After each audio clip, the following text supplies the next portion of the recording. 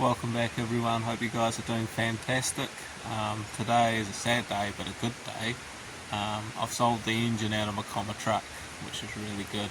So I'm going to start stripping it. The chassis is getting redone and this thing will come on the road eventually, but hopefully it's not a 50-year project like a lot of guys have with their Morrises or Chevys or whatever they're building, So I was looked at this thing with rose tinted glasses when I bought it, and I'm glad I did buy it, but I had maybe 6 months of fighting to get it on the road with the legal side of things, and then I didn't even have a full 6 months after it was on the road of use, which was a bit of a shame. But it was just fighting stuff that's old. I mean, it's 70 something years old, 1950s I think this truck is, and yeah, so everything's old and it hasn't been well looked after. That's why when I mentioned the Morris truck, how it's quite original, it hasn't been on a farm and just abused, and this thing's been abused and worked, but yeah, it's going to be better and the future's looking good for it. So everything keeps changing now and then with projects, and oh, I fancy putting that on, but excuse me, indigestion. Yeah, so the truck will be on the road in a year or so, I reckon. But yeah, I'll show you around it anyway. This is the comma truck. I've taken the deck off it to reveal a crack in the chassis. I'll show you that just now. So the chassis is cracked right there. You can see it cracked there, but it's been painted quite heavily. So you can't see with all this pine pollen, but you rub it back and it's been painted and that, but there's a lot of pits in the chassis. So if I want to do anything with this vehicle, it's got that much flex in it that I'll be just starting with new rails. So the engineer shop is going to be cutting way back in here and just splicing new rails back. It won't have the slight kick that's up in here, but I can't get any better than that for a new chassis for it. You can see someone's cut the back of the cab and it's sort of square. Normally it looks like a McDonald's logo on the back where the bottom of the cab there. So it's been repaired there before, and you can see it had some weird deck on it, and they're quite lazy and just painted, just hand painted up in there around the deck. And that deck I don't think was on it. I think it was put on to be sold to me, because you can see there's paint there, and obviously the paint on the cab here obviously had a different deck, but that paint pen is lining up holes where they drilled, or there was holes before, to space this up on the deck. Those long, where that bit of wood runs along, and you got these bits here, and the deck sat way too high, and I was always contemplating cutting those down to just lower the deck, but when I took the deck off I found that sort of was like a no-go, because you put a bit of weight on that will snap, and someone's cut the middle cross member and put an angle iron, piece of angle iron to hold the different gearbox and engine this thing's running, which is no good. But they put a Bedford straight 6 but left the side valve axle, which isn't good for gearing. You've got a horrible tank externally, big square ugly looking thing. Normally they sat under the seat, but yeah, this is what I was running around in, but unfortunately that didn't last too long, and I've been fighting. The biggest thing I've been fighting is this steering box down here. So the steering box, and I put this new shaft on, but I couldn't get it. And you see how that's moving back and forward? That needs to go back further, but it won't go back further. And to get it back on and all bolted up, because I tightened all the gears and had brass gears, and we sort of hammered them down to sort of give it more grip on the boxes. There's one big gear in there, brass gear, and but we couldn't get it back together. So sort of sat here for as it is. It's had weird looking welds. That's that cross member someone's welded in, and it's quite crudely done. you know what I mean, just to hold the gearbox. The gearbox just sits on it. The worst bit's up the front. Once we take all this apart, I'll show you the front. It's got real bad, even though it's all homemade stuff there for the bumpers and that, but the way they cut the Bedford motor into it, I don't know if I can open it. It's been quite difficult to get in. That one's come loose. Hard to do a one-hander, but you can. But yeah, that's the motor in it. It's a Bedford straight six, and I've just sold the motor because it runs really good. The guys helped me get it going because it sat for a little bit and I didn't have a spark, so managed to sort that out. But the main mount down there is really poorly cut in. You can just see it just there. I'll point to it. They've cut into the front cross member and they've used the Bedford side of things, which is weird, but it works. And that fuel bowl, the amount of rust that came out of the fuel when I started filling up full of fuel, because it's a big motor, the amount of rust and that filled that bowl up. I was always wanting to run a filter pre the pump, but that never happened, as well as fixing those janky looking spark plugs. I don't know if you can see, but they're all duct taped at the back. So I bought a new distributor for it and new leads, but never got around to getting it done because I was sort of working away at it, because it was such a basket case when I bought it, but it was alright. And like all the wiring in it is all like random. I had to do my homemade brake pedal out of a Land Rover Discovery switch. You can just see down the bottom there, with a door switch, just to get the tail lights working for your brakes. But it's a really nice truck, and it's a shame that it's broken down. I was always going to paint this door yellow. I did have to do this for a warrant, which I wasn't happy about, but they were moaning about rust, which isn't bad, but there's a little bit there. I put a little bit of a weld in there. It's already been welded, as you can see. As you can see there, it's been welded before, so I just added a little hole in it, so I just added, but you can hardly tell where I put the little weld in there, but it's pretty hoary done. I've never had headlining. I had to put carpet up on these brackets here for a warrant. I never had a headlining, but that's where the headlining would have been, is on those. And I put carpet on them because I don't want to cut them off in case I wanted to put headlining into it. It's got typical rust around the tops there, you know, around the windows and that. And I was always going to take all these, because you can see how they've done like the screw through the perspex. I was wanting to put the glass back in it because I've got another cab up there. But it's a beautiful truck. I love running these old things. It just makes you laugh. I've got this cannonball, massive cannonball. Well, I don't know, it could be a bearing, but I'll call it a little cannonball because I used to get a few cannonballs like that, find them on the beaches and that, and so that came off that bulldozer of mine. So the guy's getting the motor anyway. I've got to take this cab off, which isn't a big job. Plywood floors. See how it's all been put together quite roughly, and this is how I basically got it. I haven't really done anything too much to it. I've taken the wheel off it and stuff. The guy that's buying it's getting all this new electrical stuff that was going to fit to the motor. I was always going to put nice door cards on it. This is the way it was when I got it. Didn't really bother me because it's all perspex glass, which isn't good. Yeah, and even stuff like this is like when I got it as well. Stuff like that was the battery, mainly for the battery, so I had to use vice grips for that. So yeah, it's a shame, but it's going to be better than before. There's something interesting, just a side note. I don't know if anyone knows anything about this, but it's Australian built Rover 75 Cyclops Ute. One of one, I believe. They were coach built. A lot back in the day, used to coach built utes and that. A lot of people cut them down, but this thing's as close to factory ute you could possibly get for a Rover 75 ute. So if you want me to do a video on that, let me know, but yeah, it's quite interesting. Behind that's a Fiat Crusader and an old drag rail. Yeah, but it's a long-term project. I really need to start looking at getting a bit more undercover of sorts, because it's just sitting here deteriorating.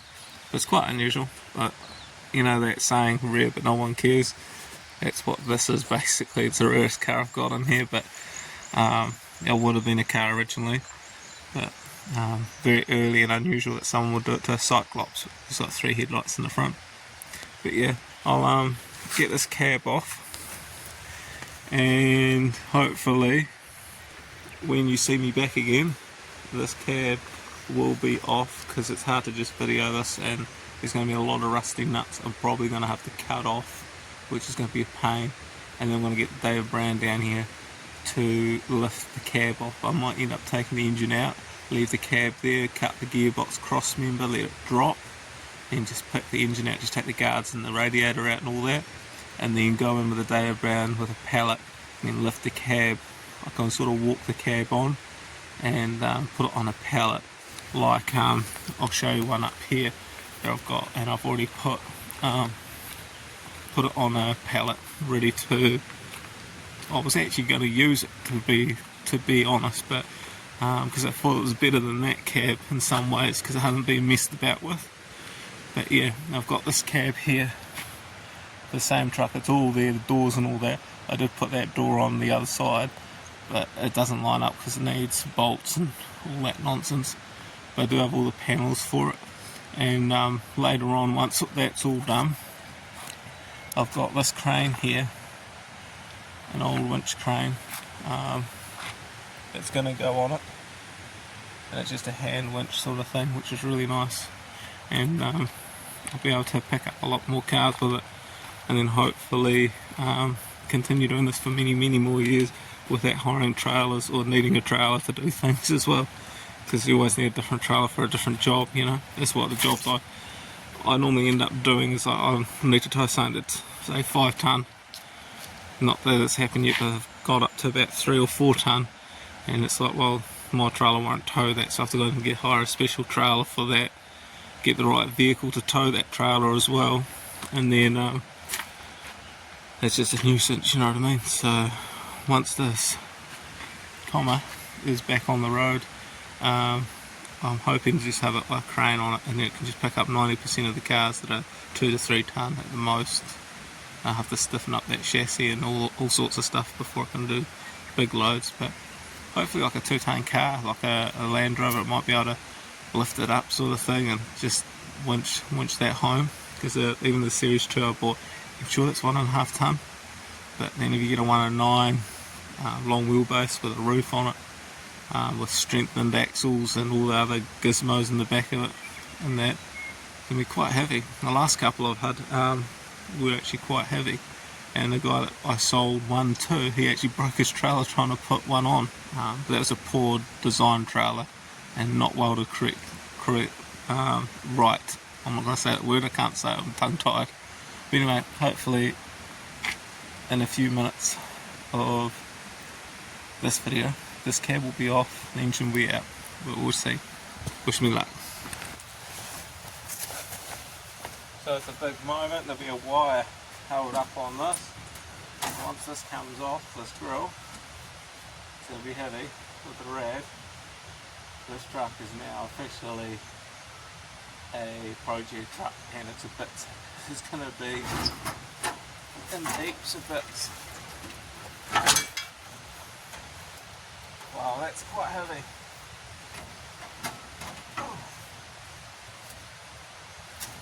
There's still some wiring held up. Nice that it's just that cheap wiring, so I can just pull it out like that. It's pulled. That's a great wall hanger, that there. That on its own is worth a lot of money to someone, but it's part of this truck. It's a beautiful grill there. I'm nearly there. I'll show you what they've done here. It's all damp in there because I let the radiator out, but the fluid out the radiator.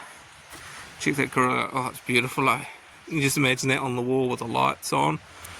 But yeah, front cross member.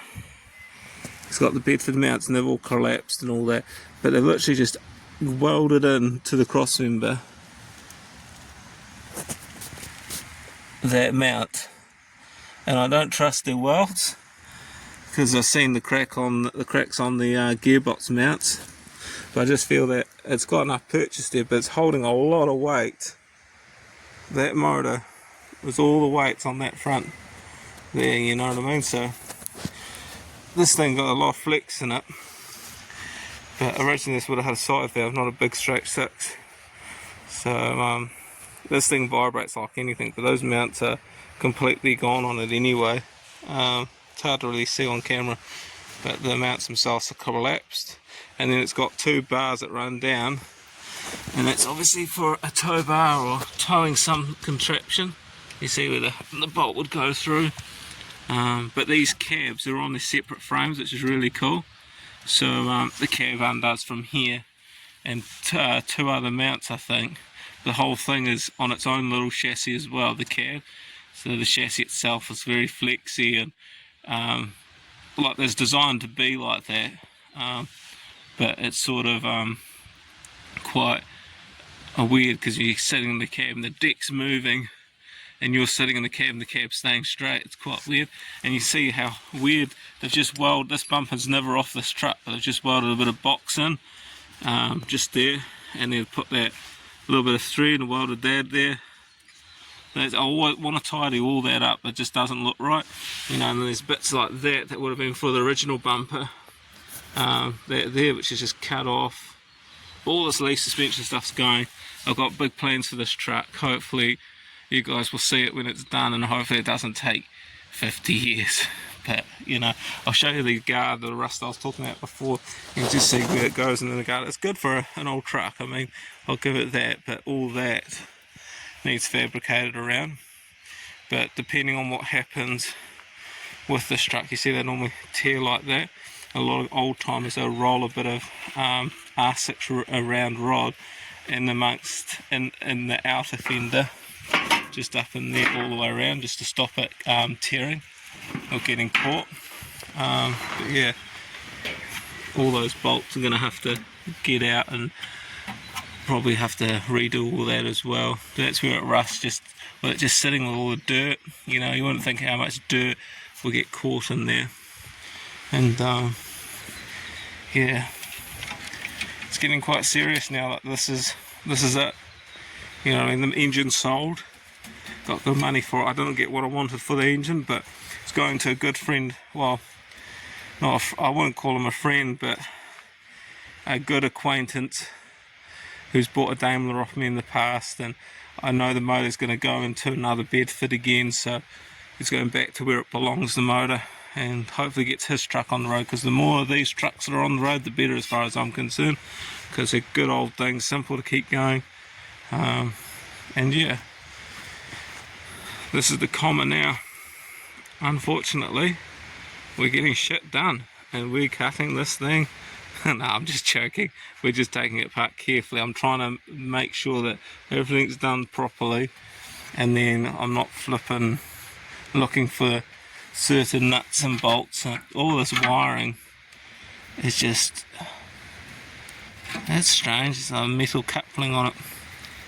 See that? Yeah, all this wiring's just a mess. I mean, there's just so much. And look, there's another relay down there. Why do you need so many relays? And it's just weird. It's weird. There's so much shit on it. There's more relays under the dash as well. And it's still got a dynamo, which is good. And it's got those horns and that horn, which is like, don't know which ones work, but obviously one needed to be for warrants, and I imagine it's that one that works. But those old ones, that will be getting hammered. Actual engine, the dynamo is sitting on that horn.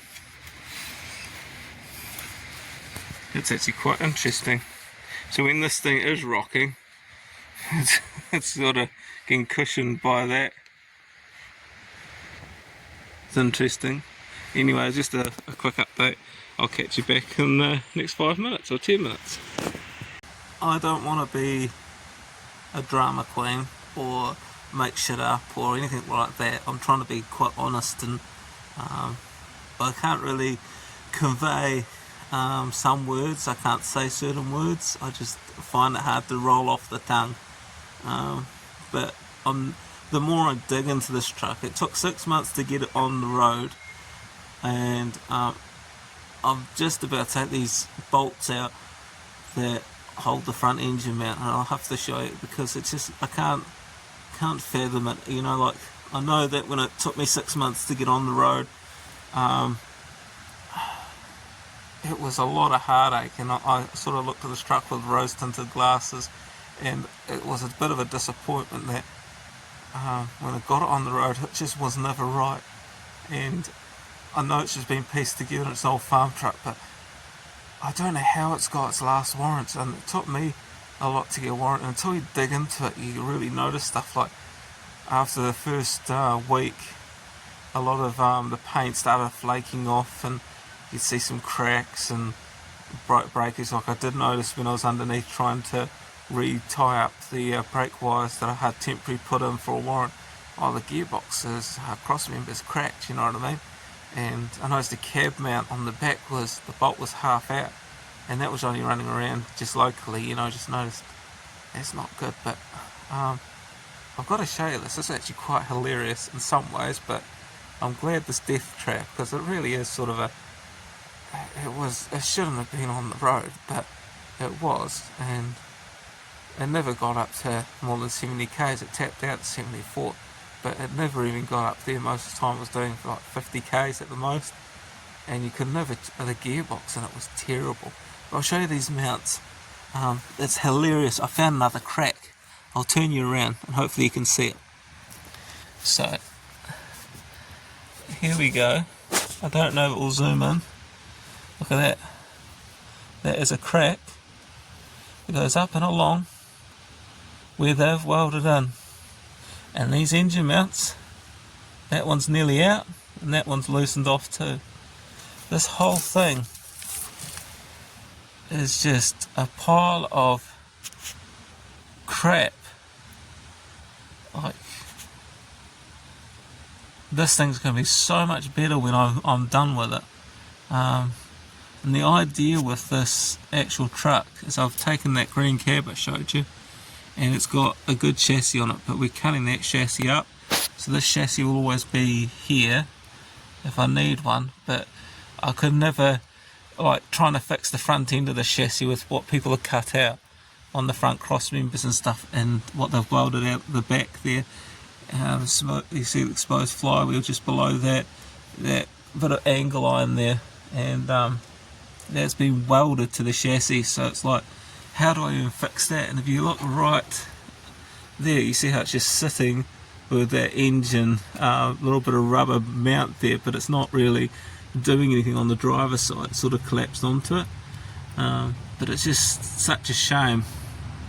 It could have been something special, this truck, but stuff like that is just poor. It's been gas welded out, and they've put this in and tried to weld it, and it's just cracked it up. So, but that crack goes right along there, so that's not good. And those bolts that are out, that's terrible as well. Anyway, sorry for the update, but I thought I'd update you while I'm working on this, because I'm finding it fascinating digging into it as well, because it's like, well, what has someone done? I never knew what was under this. I thought the whole front cross member was going to be worse than it actually is, but it's not. So, and it is, but it's not, you know what I mean? So, but the more I look into it, the more I'm glad it is a project, and I'm glad I'm starting afresh. I'm now actually thinking that it's getting that stripped down that I never wanted to paint. I like the ratty look of a truck, but I'm thinking, well, I've got quite a bit of rust work. The more I'm looking at this underneath, just a little rust work, why not just get it done properly? Get it in primer and then just contemplate it, you know, get it done. But get the chassis, the chassis has to be done first, and just put it back together, get it on the road, and then while it's running around I can then paint it properly or save up, because a paint job these days is quite expensive. To get a job done right, it will last, you know, and not a water based, like an old style paint because a lot of the painters up here are using water-based paints now, and they're not the best idea as far as I'm concerned. Yeah, anyway, sorry for the rant.